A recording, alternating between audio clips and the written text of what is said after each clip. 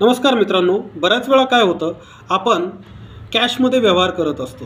कोणाला आपण कॅशमध्ये फ्रेंडली लोन दिलेलं असतं किंवा एखाद्या व्यवहाराच्या संदर्भामध्ये आपण जी ॲडव्हान्स अमाऊंट आहे ती कॅशमध्ये दिलेली असते किंवा डिपॉझिट म्हणून जी अमाऊंट आहे ती कॅशमध्ये दिलेली असते. आणि तो व्यवहार त्या व्यवहाराच्या कंडिशन्सप्रमाणे त्याची पूर्तता न झाल्यामुळे आपण समोरच्या व्यक्तीकडून चेक्स ॲक्सेप्ट केलेले असतात की जर हा व्यवहार जर पूर्ण नाही झाला तर या चेक्सला तुम्ही डिपॉझिट करून ते पैसे रिटर्न मागण्यासाठी त्या चेकचा उपयोग करत असतात. परंतु आत्तापर्यंत जी काही लॉमध्ये ॲम्बिग्युटी होती ती अशी होती की जर इन्कम टॅक्स ॲक्ट जो आहे आपला 1961 या ॲक्टच्या सेक्शन 269 SS प्रमाणे असं म्हणलेलं आहे की लोनच्या संदर्भामध्ये, कॅश डिपॉझिटच्या संदर्भामध्ये किंवा ॲडव्हान्सच्या संदर्भामध्ये तुम्ही कोणतीही 20,000 रुपयांच्या पेक्षाची जास्त अमाऊंट ही कॅशमध्ये ॲक्सेप्ट करू नये. असं जर तुम्ही केलं तर इन्कम टॅक्स ॲक्ट 1961च्या सेक्शन 271D प्रमाणे तुम्हाला त्या अमाऊंटच्या एवढीच दंडाची रक्कम दंड म्हणून कायदेशीर भरावी लागू शकते. म्हणजेच काय, income tax act section 269 SS प्रमाणे 20,000 रुपयांपेक्षाची जास्तची अमाऊंट ही कॅशच्या स्वरूपात लोन म्हणून, डिपॉझिट म्हणून किंवा ॲडव्हान्स म्हणून ॲक्सेप्ट करणं हे कायदेशीरदृष्ट्या लीगल नाही आहे. आणि याच बेसिसवरती 138ची केसेस स्टँड ज्या झालेल्या होत्या त्या केसेसमध्ये एक ॲम्बिग्युटी निर्माण झालेली होती. म्हणजेच काय, निगोशिएबल इन्स्ट्रुमेंट ॲक्टच्या सेक्शन 138मध्ये जेव्हा आपण चेक बाउन्सची केस दाखल करतो त्यावेळी काय होतं, जर तुम्ही दिलेलं लोन किंवा डिपॉझिट किंवा ॲडव्हान्स हा जर कॅशच्या स्वरूपामध्ये असेल तर 269 SS of the income tax ॲक्टप्रमाणे तुम्ही ते केलेलं पेमेंट जे आहे ते लीगली एन्फोर्सिएबल नाही आहे. आणि 138 जे आहे ते तुम्हाला लीगली एन्फोर्सिएबल पेमेंटसाठीच फक्त कोर्ट त्यामध्ये तुम्हाला प्रोटेक्शन देऊ शकतं किंवा तुमची केस ट्रायआउट करू शकतं. ही आत्तापर्यंतची ॲम्बिग्युटी होती.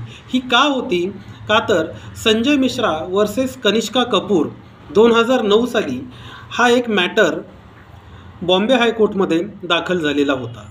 यामध्ये काय झालेलं होतं, जे लोनची अमाऊंट होती ती लोनची अमाऊंट ही कॅश स्वरूपामध्ये दिली गेलेली होती आणि कॅश स्वरूपामध्ये दिलेल्या लोनच्या अमाऊंटने म्हणजेच अशा प्रकारचा व्यवहार जर 20,000 रुपयांच्या पेक्षा जास्त असेल तर तो IT ॲक्ट म्हणजेच income tax act section 269 SS प्रमाणे बेकायदेशीर आहे.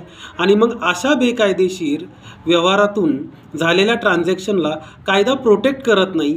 या बेसिसवरती कोर्टनं असं ऑब्झर्वेशन या केसमध्ये संजय मिश्रा वर्सेस कनिष्का कपूरच्या केसमध्ये दिलेलं होतं की जो मनी इन्कम टॅक्स अकाउंटवरती रिफ्लेक्ट झालेला नाही किंवा त्या ज्यांनी लोन दिलेलं आहे, ज्या संस्थेने लोन दिलेलं आहे ते जर त्यांनी IT रिटर्न्समध्ये अकाउंट केलेलं नसेल तर असं लीगली अकाउंट न केलेलं देयक जे आहे ते इल्लीगल देयक आहे. आणि कोणतंही इल्लीगल देयकाच्या संदर्भामध्ये कोर्टामध्ये तुम्हाला लीगल रिकव्हरी 138च्या अंडर मागता येत नाही. ही लीगल पोझिशन 2023पर्यंत होती संजय मिश्रा वर्सेस कनिष्का कपूर या केसमध्ये.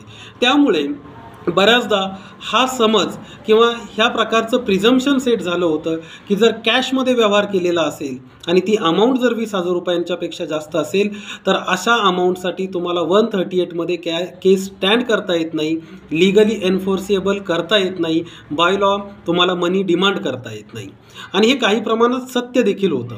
परंतु त्याचवेळी दुसरं आणखीन एक महत्त्वाचं जजमेंट प्रकाश देसाई वर्सेस दत्तात्रय देसाई हे देखील बॉम्बे हायकोर्टमध्ये पास झालं होतं आणि ते डिव्हिजन बेंचकडे रेफर केलं गेलं. त्यामध्ये असं इटरेट केलं किंवा जे संजय मिश्राचं जे जजमेंट होतं की ज्यामध्ये म्हटलं होतं की जी कॅश अमाऊंट ITR मध्ये अकाउंट केलेली नसेल, which is not accounted in to the income tax returns cannot be legally enforceable. हा जो प्रिझम्पशन होता किंवा जो एक सेट झालेला प्रिझम्पशन होता या संजय मिश्रा वर्सेस कनिष्का कपूरच्या जजमेंटमध्ये, याला मात्र या प्रकाश देसाई वर्सेस दत्तात्रय देसाई या केसमध्ये ऑगस्ट 2023मध्ये ओव्हररूल्ड केलं बॉम्बे हायकोर्टनंच. म्हणजे काय, बॉम्बे हायकोर्टची जी डिव्हिजन बेंच होती त्या डिव्हिजन बेंचनं असा निर्णय दिला की जरी लोन, डिपॉझिट किंवा कॅश म्हणून दिलेली अमाऊंट इन्कम टॅक्स अकाउंट्समध्ये रिटर्नमध्ये अकाउंट केलेली नसेल, which is not accounted in to the income tax return, तरीही अशा प्रकारच्या देयकाच्या संदर्भामध्ये जर चेक बाउन्स झालेला असेल तर 138 प्रमाणे त्याची रिकव्हरी करता येईल.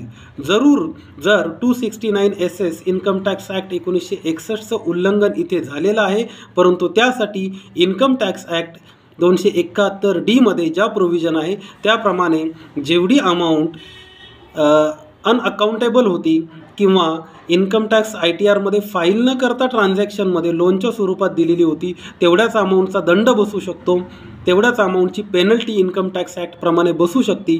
परंतु याचा अर्थ असा होत नाही की निगोशिएबल इन्स्ट्रुमेंट ॲक्ट सेक्शन 138 प्रमाणे ती अमाऊंटच्या संदर्भात बाउन्स झालेल्या चेकची केस स्टँड करता येत नाही. आणि याचवरती फायनल डिक्लेरेशन किंवा ज्याला आपण म्हणूयात की फायनली शिक्कामोर्तब केलेलं आहे सुप्रीम कोर्टनं. सुप्रीम कोर्टचं जे संजबी तारी वर्सेस किशोर बोरकर हे जे मॅटर होतं, या मॅटरमध्ये 25 सप्टेंबर 2025ला सुप्रीम कोर्टनं या सर्व प्रकारच्या 138च्या केसेसच्या संदर्भामध्ये विचार करून एक थॉरो गाईडलाईनच इश्यू केलेली आहे.